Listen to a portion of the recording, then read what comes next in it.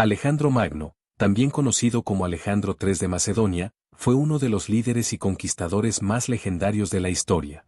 Nació el 20 de julio del 356 a.C. en Pella, la capital del reino de Macedonia, y falleció en Babilonia el 10 de junio del 323 a.C., a los 32 años. A pesar de su corta vida, logró construir uno de los imperios más vastos del mundo antiguo, extendiéndose desde Grecia hasta Egipto y el noroeste de la India. Los primeros años de Alejandro. Alejandro era hijo de Filipo II de Macedonia y Olimpia de Epiro.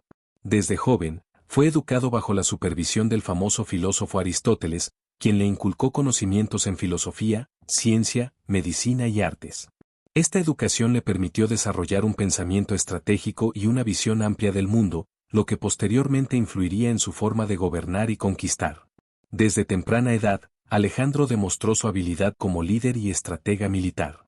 A los 16 años, mientras su padre estaba en campaña, Alejandro asumió el mando de Macedonia y logró sofocar una rebelión.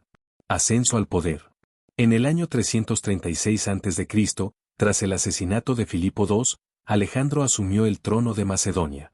Su primera tarea fue consolidar su autoridad eliminando amenazas internas y asegurando la lealtad de los estados griegos, que en ese momento formaban parte de la Liga de Corinto. Una vez consolidado su poder en Grecia, dirigió su atención hacia Persia, el imperio más poderoso de la época, con el objetivo de cumplir el sueño de su padre de conquistar Oriente. Conquistas de Alejandro. Alejandro comenzó su campaña militar contra Persia en el año 334 a.C. con un ejército compuesto por unos 50.000 hombres. Su genio estratégico quedó demostrado en batallas decisivas como la Batalla del Gránico, 334 a.C., la primera gran victoria de Alejandro sobre los persas, asegurando el control de Asia Menor.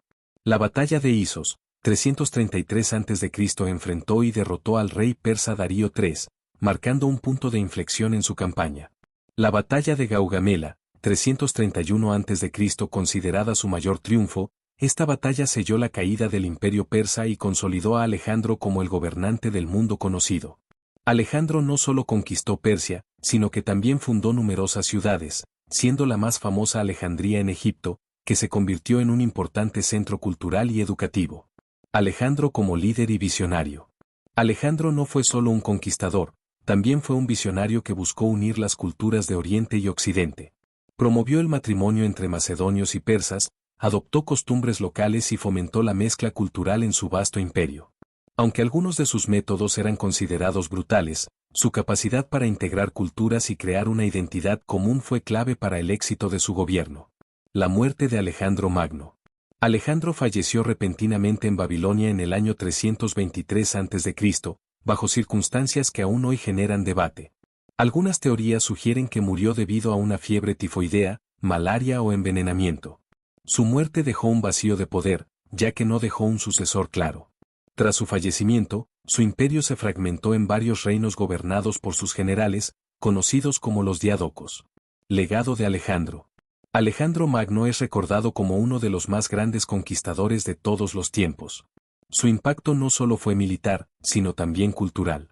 Su campaña militar propagó el helenismo, una mezcla de cultura griega y oriental, que dejó una huella duradera en la historia del mundo. Hoy, Alejandro sigue siendo una figura fascinante que inspira libros, películas y estudios.